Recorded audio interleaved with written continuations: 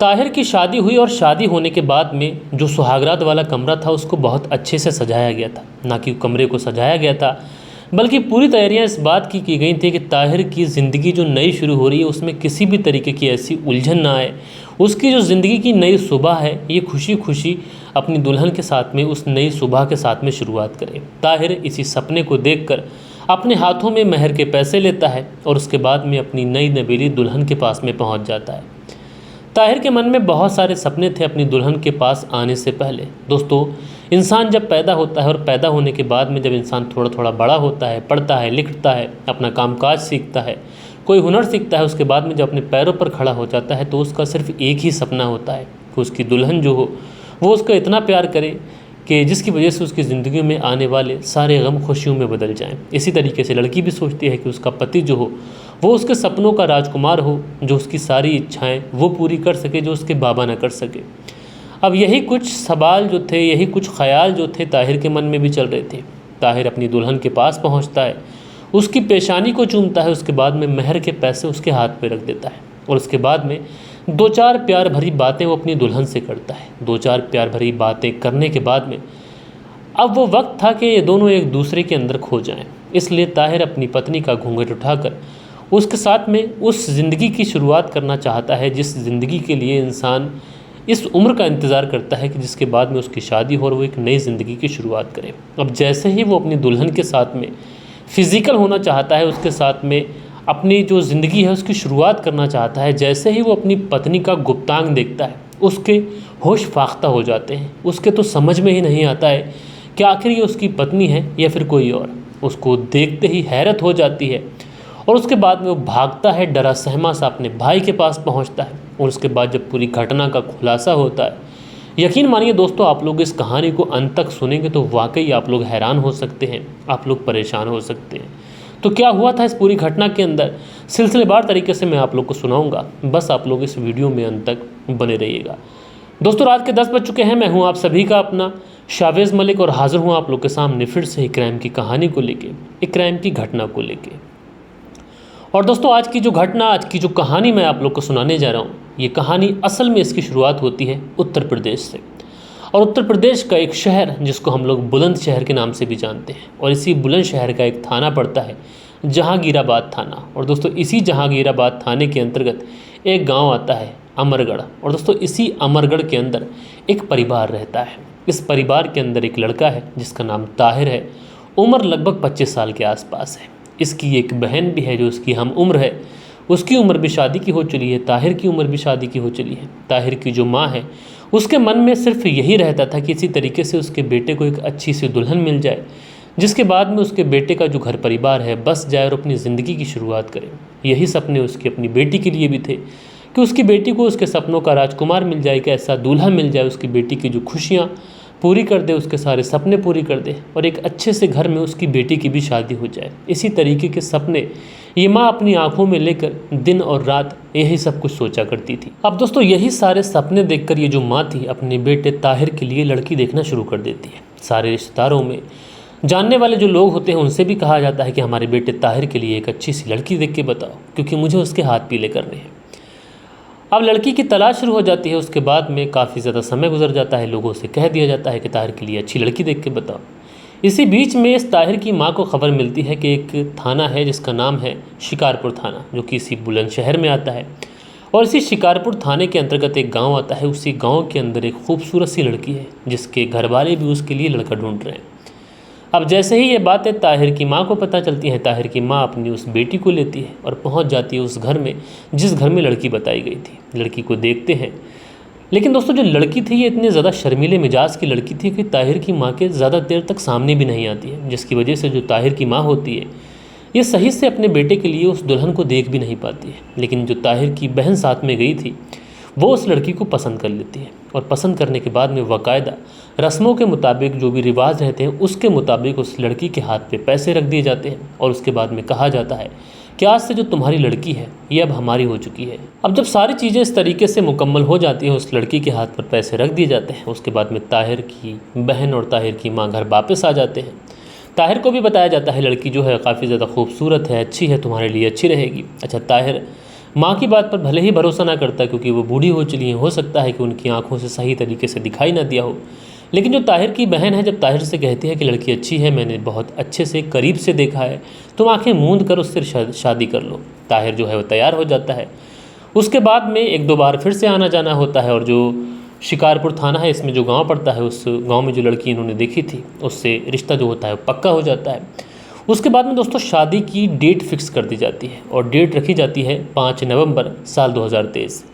5 नवंबर साल 2023 का जो दिन था ये अभी काफ़ी ज़्यादा दूर था, लिहाजा जो ताहिर था ये भी अब उस दुल्हन से फ़ोन पर कभी कभी बातचीत कर लिया करता। धीरे धीरे इनके बीच में नज़दीकियाँ भी बढ़ती हैं, जो कि आजकल के मॉडर्न ज़माने में हो गया है कि शादी से पहले लोग बात कर लिया करते हैं। ये सारी चीज़ें चल रही थी। आखिरकार जो समय था, समय किसी के लिए रुकता नहीं है, समय आगे बढ़ता रहता है और 5 नवंबर साल 2023 का जो दिन था ये दिन भी आ जाता है। और आज के दिन ताहिर के घर में बहुत ज़्यादा खुशियाँ थीं क्योंकि ताहिर के घर में एक नहीं बल्कि 2 बारातें थीं। दरअसल ताहिर की जो बहन थी उसके लिए भी एक अच्छा लड़का मिल चुका था और उसकी शादी भी घर परिवार वालों की मर्ज़ी से, रिश्तेदारों की मर्ज़ी से उसी दिन रखी गई थी जिस दिन ताहिर की शादी थी। यानी मुस्लिम समाज में कहा जाता है कि एक दिन शादी चली जाती है लड़के की, उसके बाद में उसी दिन दूसरे दिन उसका वलीमा करा जाता है और उसके बाद में उसी वलीमे में लड़की की शादी को भी बुला लिया जाता है। यानी एक पंथ दो काज हो जाते हैं, एक ही खाने में दोनों शादियों को निपटा दिया जाता है। अब दोस्तों इस परिवार में आज के दिन बहुत ज़्यादा खुशियाँ थीं क्योंकि आज ताहिर को दूल्हा बनाना था और इसकी बारात जानी थी, एक लड़की को विदा कर इस घर में लेके आना था और कल के दिन जब वलीमा होता तो उस दिन ताहिर की बहन की शादी आनी थी, बारात आनी थी और उस दिन ताहिर की बहन को इस घर से विदा होकर जाना था। लिहाजा जो ताहिर था ये भी आज बहुत ज़्यादा खुश था। इसको नहलाया जाता है, इसको तैयार किया जाता है, बाकायदा इसको दूल्हा बनाया जाता है और उसके बाद में आखिरकार ये जो बारात थी शिकारपुर थाने के लिए रवाना हो जाती है। अब दोस्तों जो बारात थी वहाँ पर पहुँच चुकी थी। इधर जो ताहिर की माँ थी उसके मन में इतनी सारी बातें चल रही थी, ढेर सारी बातें। ताहिर की माँ सोच रही थी कि कल को उसकी बेटी विदा हो जाएगी, लेकिन अच्छी बात यह है कि उसके बेटे की भी शादी हो रही है। एक बेटी को भले ही मैं कल के दिन विदा कर दूं, लेकिन आज एक बेटी को लेके जा रही हूँ, यानी उनके परिवार में जो बेटी की कमी है ये खलेगी नहीं। अब ताहिर की बारात जब वहाँ पर पहुँचती है तो बहुत ही अच्छे तरीके से उस बारात का स्वागत किया जाता है। जितने भी रस्म व रिवाज रहते हैं उसके मुताबिक तैयारियां हुई थी और उसी के मुताबिक ताहिर की बारात की स्वागत किया जाता है। उसको खाना वगैरह सब नाश्ता पानी पूछा जाता है। इधर ताहिर की जो दुल्हन थी ये दुल्हन बनने के बाद में आज बेहद खूबसूरत लग रही थी और उसकी सहेलियां उसकी हंसी मजाक उड़ा रही थी। उससे कह रही थी कि आज जीजा जी तुमको देखेंगे तो शायद उनके होश ही उड़ जाएंगे। बहरहाल दोस्तों ये तो सब चीज़ें होती रहती हैं, लेकिन उसके बाद में वो टाइम आता है जिस समय ताहिर का जो निकाह होता है, सारे रस्म व रिवाज और जो एक तरीके से रहता है मुस्लिम समाज में उसके हिसाब से ही जो निकाह होता है वो मुकम्मल होता है। उसके बाद में ताहिर अपनी दुल्हन के साथ में अपने घर वापस आ जाता है।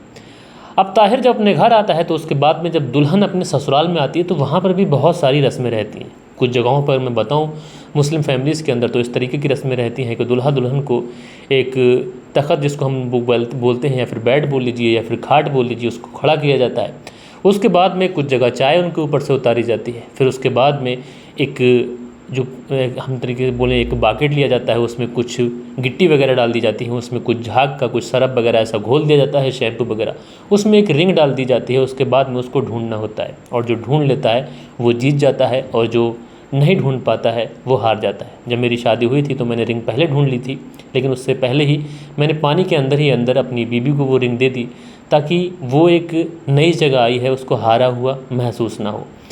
अब दोस्तों ये तो मैंने अपनी लाइफ बता दी, लेकिन यहाँ पर ताहिर की ज़िंदगी में भी ये सारी चीज़ें होती हैं। ताहिर बहुत ज़्यादा खुश भी था। बहरहाल ताहिर खुश था, उसके फैमिली में गेस्ट भी ज़्यादा थे, मेहमान भी ज़्यादा थे, क्योंकि कल के दिन बहन की भी शादी आनी थी, बहन की भी बारात आनी थी। लिहाजा समय गुजरता है और आधी रात का वक्त हो जाता है और उस समय ताहिर के घर वाले सोचते हैं कि क्यों ना आप ताहिर और ताहिर की पत्नी को अकेला छोड़ देना चाहिए। और ताहिर के मन में भी बहुत सारे सपने थे, उसके मन में भी बहुत सारे ख्यालात थे, नई ज़िंदगी के बारे में उसने भी बहुत कुछ सोच रखा था। अब दोस्तों जब ताहिर उस रूम के अंदर पहुंचता है जिस रूम के अंदर उसकी पत्नी बैठकर उसका इंतज़ार कर रही थी, बहुत ही उम्मीद भरी निगाहों से ये अपनी पत्नी की तरफ देखता है। उसके बाद में आगे बढ़ता है, आगे बढ़ने के बाद में अपनी पत्नी के माथे को चूमता है। उसके बाद में जो महर के पैसे होते हैं अपनी पत्नी के हाथ पर रख देता है और उसके बाद में शुरू होता है बातचीतों का दौर। लगातार बातचीत होती है, प्यार मोहब्बत भरी बातचीत होती है, कस्में होते हैं, वादे होते हैं। जो ताहिर के पास में एक गिफ्ट था अपनी पत्नी को देने के लिए, पहली रात को वो गिफ्ट भी अपनी पत्नी को देता है। आखिरकार दोस्तों जब ताहिर अपनी पत्नी से सुहागरात मनाने की बात कहता है तो उसकी पत्नी थोड़ा सा अटपटा जाती है। ताहिर उससे कहता है कि क्या बात है, लेकिन जो पत्नी थी शायद उसका मन नहीं था। थोड़ा सा समय गुजरता है, ताहिर अपनी पत्नी को कन्विंस करता है और किसी तरीके से जब उस अवस्था में पहुंचता है तो उसके बाद में अपनी पत्नी का गुप्तांग देखकर ये उस कमरे से भाग निकलता है और भागने के बाद में ये सीधा अपने भाई के पास पहुंच जाता है और अपने भाई के पास पहुंचने के बाद में सारी बात सिलसिलेवार तरीके से बताता है। जब भाई ये बातें सुनता है तो उसके तो होश उड़ जाते हैं। वो तुरंत भागा भागा दौड़ा दौड़ा अपने फैमिली वालों के पास पहुंचता है, सारी बात फैमिली वालों को बताता है। अब जैसे ही फैमिली वाले ये बातें सुनते हैं तो उनको भी अपने कानों पर यकीन नहीं हो रहा था। उनको लग ही नहीं रहा था कि उनके साथ में इस तरीके का हो चुका है। जो दुल्हन है इस तरीके से उनके बेटे को बेडरूम के अंदर डरा चुकी है। और उसके बाद में घर परिवार वाले सोचते हैं कि आज के दिन अगर हमने कोई एक्शन लिया, कोई बात की, तो हो सकता है जो हमारी बेटी की शादी आ रही है, जो आज रिसेप्शन का दिन है और हमारी बेटी की जो आज के दिन विदाई है, तो उसकी शादी में कोई अड़चन आ जाए। लिहाजा जो घर वाले होते हैं ये फैसला करते हैं कि आज के दिन हमें खामोश रहना चाहिए। अब दोस्तों ये जो परिवार वाले थे इस बात को यही दाब देते हैं, कहते हैं जो भी बात होगी हम लोग कल देखेंगे। उसके बाद में जो बेटी की बारात होती है वो बारात आती है बड़े ही धूमधाम से। उसका जो निकाह होता है वो निकाह होता है और आखिरकार इनकी ताहिर की जो बहन होती है उसकी रुखसदी हो जाती है। अब ताहिर अपनी बहन की रुखसदी से खुश तो था, लेकिन मन ही मन में इतना ज़्यादा उदास था कि उसकी उदासी का अंदाज़ा कोई लगा नहीं सकता था। ताहिर ऐसा ठगा हुआ महसूस कर रहा था। ताहिर के साथ में जो हुआ था ये किसी के भी सपने में अगर आ जाए तो उसकी रूह कांप जाए। उसके बाद में दोस्तों ये जो ताहिर के परिवार वाले इकट्ठा होते हैं, इकट्ठा होने के बाद में बड़ी हिम्मत जुटाते हैं। हिम्मत जुटाने के बाद में ये ताहिर की जो दुल्हन थी उसके घर वालों को फ़ोन करते हैं और घर वालों को फ़ोन करने के बाद में कहते हैं कि तुम्हारी जो बेटी है दरअसल उस बेटी के अंदर कुछ कमी है और तुमने हमें धोखे में रखा, अंधेरे में रखा, तुमने हमें बताया ही नहीं। तो घर वाले पूछते हैं कि हमारी बेटी के अंदर ना तो कोई कमी है और ऐसी कोई चीज़ है ही नहीं जो तुम्हें बताई जाती है। तो ताहिर के घर वाले कहते हैं कि दरअसल तुम्हारी जो बेटी है उसका जो गुप्तांग है ये मर्दों वाला है और तुम्हारी बेटी जो है वो किन्नर है। अब जैसे ही ये बातें लड़की के घर वाले सुनते हैं तो उनके तो होश उड़ जाते हैं, लेकिन वो कहते हैं कि जिस तरीके के तुम इल्ज़ाम हमारी बेटी के ऊपर लगा रहे हो ये सारे के सारे बेबुनियाद हैं और सारे के सारे झूठे हैं। और तुम अगर हमारी बेटी को अपने बेटे के घर में नहीं रखना चाहते तो सीधा सीधा बताओ, हम तुमसे उस तरीके से बात करें, कानून का सहारा लें, तुमसे कानून की भाषा से बात करें। अब दोस्तों जब ताहिर के घर वाले कहते हैं कि जो भी बातें हम तुम्हें बता रहे हैं वो सारी की सारी सच है, अब तुम जो चाहे वो कर लो।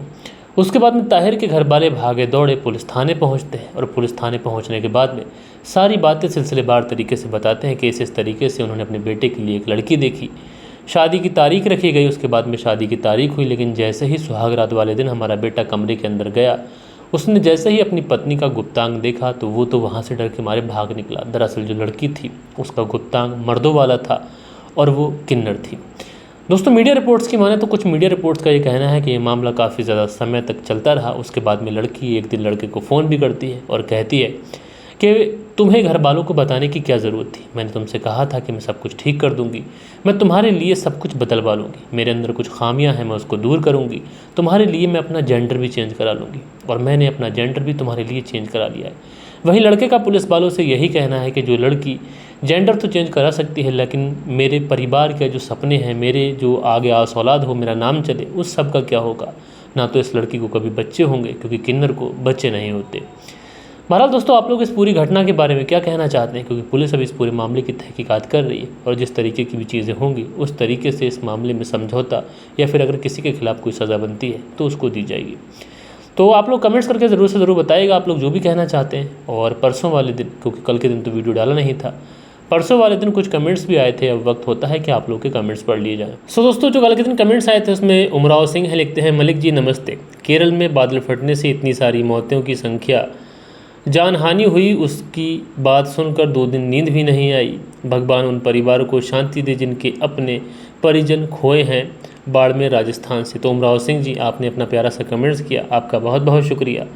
केरल में जिस तरीके की भयावह तस्वीरें आ रही हैं वो बहुत ज़्यादा डराने वाली है और जितने भी परिवारों ने अपने लोगों को खोया है उन सब के प्रति हमारी संवेदनाएं हैं। उसके बाद में अगला जो कमेंट्स है ये दिल बहादुर सिंह का है, लिखते हैं nice story, good job, thank you mister Malik. तो दिल बहादुर सिंह जी आपका बहुत बहुत शुक्रिया। उसके बाद में हमारे प्यारे राणा सिंह हैं जिनका मैं तहे दिल से शुक्रिया अदा करना चाहता हूं कि वो मुझे फाइनेंशियली मदद कर रहे हैं, वो मेरी समझ रहे हैं कि मैं किस क्रिटिकल सिचुएशन से गुजर रहा हूं और उन्होंने $10 के साथ में मुझे सुपर थैंक्स किया है, तो आपका बहुत बहुत शुक्रिया। MT आलम है, लिखते हैं तमीज़ आलम, फरवेसगंज अररिया बिहार से कहानी सुनते हैं, भैया आपका शुक्रिया। नमस्ते मलिक भाई साहब, नाइस स्टोरी। सुरेंद्र कुमार, श्री विजयनगर राजस्थान से, तो भैया आपका बहुत बहुत शुक्रिया। आमिर अज़मी है, लिखते हैं मलिक भाई, मेरा एक दोस्त है जिसका नाम समीर है, वह सऊदी में आकर फंस गया है, दुआ करें कि वह सही सलामत अपने घर चला जाए। तो आमिर अज़मी जी, सबसे पहले मैं आपके दोस्त से ये कहना चाहता हूँ कि अगर आप वाकई फंसे हैं तब तो बात दूसरी है, क्योंकि मैं भी सऊदी और दुबई और कतर और बहरीन इन जगहों पर जॉब कर चुका हूँ HR मैनेजमेंट में। तो वहाँ पर शुरुआती 3 महीने लोग जो मेरे अंडर काम करने वाले वर्कर्स आते थे वो बहुत ज़्यादा रोते भी थे। तो आप लोग एक बार समीर से कहिएगा कि अगर सिचुएशन ऐसी है जिसको वो हैंडल कर पा रहे हैं, तो उनके परिवार वालों ने जिन सपनों से भेजा है उनको तो रुक जाइए, काम करिए। और अगर ऐसा लग रहा है कि उनको कि वो परेशानी में हैं और इन चीज़ों को हैंडल नहीं कर सकते, तो आप वहाँ से किसी तरीके से किसी दोस्त से मिलिए। उसके बाद आप लोग पुलिस से भी सारी बात बता सकते हैं, या फिर आपका पासपोर्ट अगर आपके पास है तो आप चोरी चुपके भी वहाँ से निकल के आ सकते हैं। इस तरीके की चीज़ें हो जाती हैं। सुनील झाकर जी हैं, लिखते हैं सेंट्रल बीकानेर से। सुनील चौधरी जी, तो आपका बहुत बहुत शुक्रिया। बालेश्वर बिहारी हैं, लिखते हैं मलिक साहब जी नमस्कार, कहानी सुना अच्छा लगा, लेकिन जितना अच्छा सुनाते हैं उतना आपका लाइक्स कम होता है, क्योंकि जो व्यूज़ हैं वो कम होते जा रहे हैं और ज़माना जो है वो, और आज भी लेट कहानी सुनाया आपने, लेकिन कोई बात नहीं, आप अपनी माँ का ख्याल करते रहिए, आपका शुक्रिया। संदीप जी हैं, लिखते हैं भाई इस केस में मेन आरोपी किसे बनाया गया था, तो जो महिला है वो मेन आरोपी है और उसके जो 3 बॉयफ्रेंड थे वो भी आरोपी हैं। कृष्ण हैं, लिखते हैं मलिक भाई ऐसी कहानियों के सिवाय कोई और कहानी सुनाओ, तो आज की कहानी बिल्कुल नई है, आप इसको सुनिए। श्रीनिधि हैं, लिखते हैं सभी कहानी सुनने वालों का स्वागत करता हूं, चैनल को लाइक करें और कमेंट करो, सबका फ़ायदा होगा, आलस ना करो भाइयों। तो श्रीनिधि जी हमेशा से इस तरीके से प्यार दिखाते हैं, बहुत अच्छी बात कहते हैं, क्योंकि लाइक और कमेंट्स करने से किसी का कुछ नहीं जाता, आप लोग ये चीज़ें तो कर सकते हैं। सुनील त्यागी जी हैं, लिखते हैं गिर गया है इंसान, रेनू सुनील त्यागी शेना बुलंदशहर से, तो आप दोनों पति पत्नी का बेहद शुक्रिया। उसके बाद में MT आलम हैं और ये लिखते हैं तहसीन तंजीम सबा ज़ेबा फरवेसगंज अररिया बिहार से, तो भाई आपका शुक्रिया। उसके बाद में अगला जो कमेंट्स है, मलिक साहब कभी किसी स्टोरी का थंबनेल से सेक्स शब्द को इतना कर देख लो, शायद व्यूज़ इंक्रीज़ हो जाएं। इतना गंदा थंबनेल बनाते हो, लोग सोचते होंगे स्टोरी में सिर्फ गंदी बातें होती होंगी। तो मनदीप दुधहलगिल करके ID है, तो भाई आपका बहुत शुक्रिया और मैं इन चीज़ों का ध्यान रखूँगा। आगे से जो थंबनेल है उनको मैं थोड़ा सा नीट एंड क्लीन करने की कोशिश करूँगा। अच्छा, जो थंबनेल मैंने बीच में बनाए, असल में क्या हुआ कि व्यूज़ जब डाउन हुए, मैंने अदर चैनल्स देखे जिन पे फेक स्टोरियाँ सुनाई जा रही हैं, उन पे भर के व्यूज़ आ रहे हैं, तो मैंने भी सोचा कि 2-4 थंबनेल बनाए जाएँ, लेकिन उसका कुछ रिस्पांस मिला नहीं, क्योंकि मेरे चैनल पर जितनी भी ऑडियंस है वो लीगल है, अच्छी ऑडियंस है। तो आप सभी का तहे दिल से शुक्रिया और इन चीज़ों का मैं बहुत ध्यान रखूँगा। सो दोस्तों, मिलते हैं कल के दिन किसी और क्राइम स्टोरी के साथ में। जब तक के लिए अपना ख्याल रखिएगा, देश का ख्याल रखिएगा, परिवार के रिश्तों की अहमियत को समझिएगा। जय हिंद, जय भारत।